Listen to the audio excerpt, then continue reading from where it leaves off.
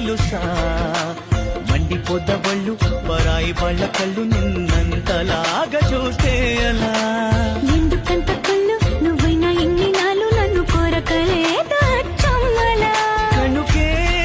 కలిసా బంధమై బిగిసా నీకు ఇష్టమైన కష్టమైన వదలనంది అదే అబ్బాయి గారి పద్ధతి హద్దు మీరెట్టుగానే ఉన్నది ఆలస్యం ఎందుకన్నది